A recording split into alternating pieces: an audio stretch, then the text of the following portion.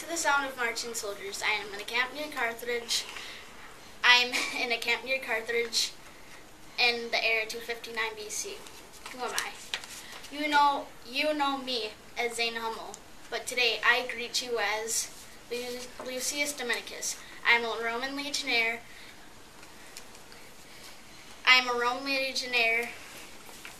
And I would like you to join me for breakfast after I tell you about my people's history and my day to come.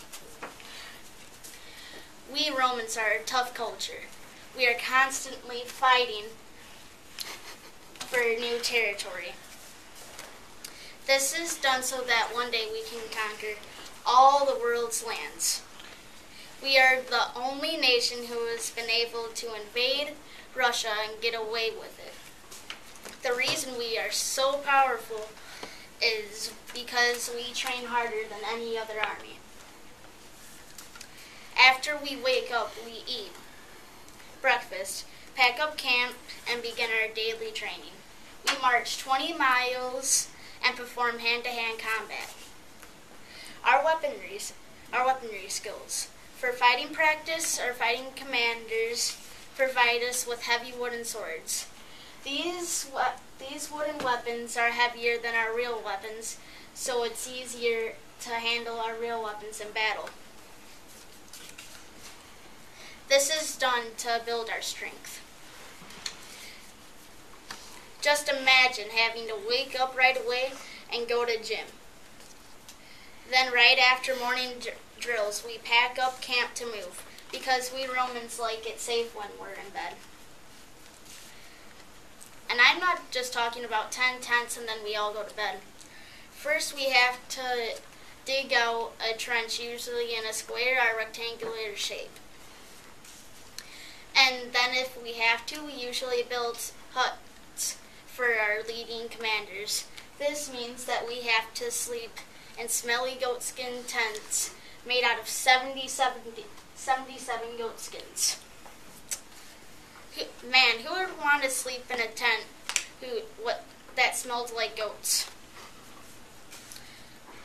But for breakfast that we have to eat for breakfast. Any guesses what they ate for breakfast? Jacob? Goat. They ate meat. The Romans usually woke up, they ate lots of fruits and vegetables, and people say that they ate a lot of bacon. They also ate porridge for breakfast too. Well, back to the march again. But what will we have to defend ourselves? Here are our armor and weapons. The shield, was very important back then because their armor was not as strong as it was in the medieval ages. And their regular armor was made out of plates of metal that were put over each other to prevent people from stabbing in. This made it very flexible, but also made it very heavy. And then, of course, the gladius, or short sword, was used for close-range combat, usually after the spear breaks or it's been thrown. The Romans leading commanders usually wore a breastplate with clothes under them, with a very nice helmet. The helmet sometimes could be a bad thing wearing because either their barbarians, cults, or any of their other enemies could see that they're the leading commander. That means they're more of a target than the rest of the legionnaires. And there's also formations such as the torcido.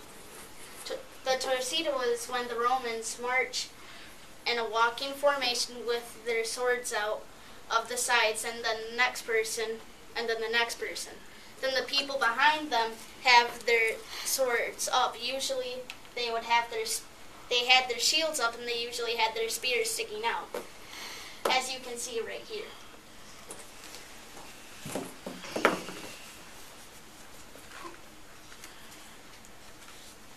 Well, the Romans were very powerful.